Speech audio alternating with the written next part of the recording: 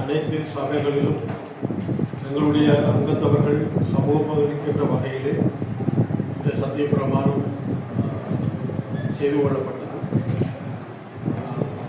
தமிழ் தேசிய கூட்டமைப்பை பொறுத்தமட்டிலே வடக்கு கிழக்கிலே தமிழர்கள் ஆளக்கூடிய வகையிலே எங்களுடைய செயற்பாடுகள் அமைய வேண்டும் என்ற அந்த சிந்தனையோடு நாங்கள் செயல்பட்டு வந்தாலும் சில இடங்களிலே எங்களை தவிர வேறு யாரும் ஆட்சி அமைக்க கூடாது என்று சொல்லுகின்ற வகையிலே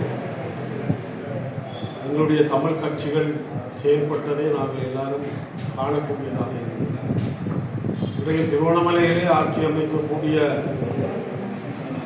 சூழல் சம்பந்தமாக ஜனநாயக தேசிய கூட்டமைப்பு அல்லாத நிலையிலே எந்த சபைகளிலும் ஆட்சி அமைக்க முடியாத ஒரு சூழலை திருவண்ணாமலை இன்றைக்கு கண்டிருக்கிறது.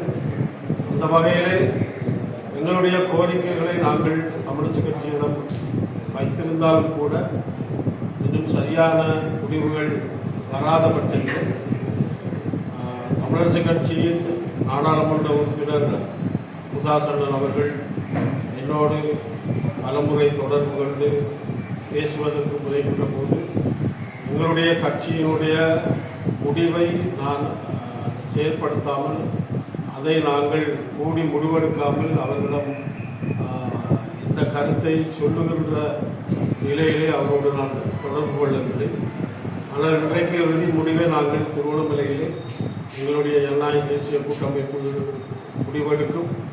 அந்த அடிப்படையில் என்ன முடிவு என்பதை தமிழரசு கட்சியிடம் நாங்கள் அறிவிப்போம்.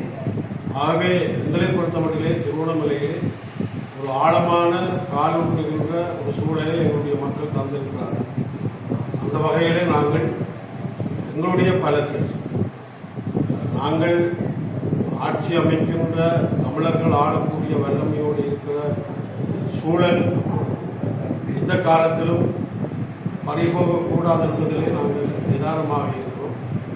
அந்த வகையில் இன்று நாங்கள் முடிவெடுத்து இன்றைய தினம் தமிழரசு கட்சியிலும் எங்களுடைய முடிவை நாங்கள் அறிவிக்க இருக்கிறோம்.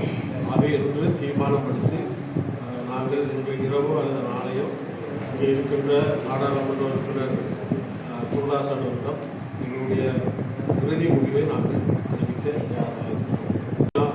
மாநகர சபை ஆட்சி அமைக்க இருக்கிறது.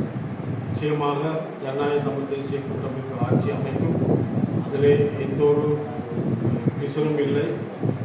அந்த வகையில் எல்லோரும் ஒற்றுமையாக ஒன்றாக ஜனநாயக தேசிய கூட்டமைப்பின் ஆட்சியை தக்க வைப்பதற்கான அனைத்து சபைகளிலும் ஒரு உடன்பாட்டுக்கு நாங்கள் வந்திருக்கிறோம். ஆகவே நாளைய தினம் ஜனநாயக தேசிய கூட்டமைப்பினுடைய மாநகர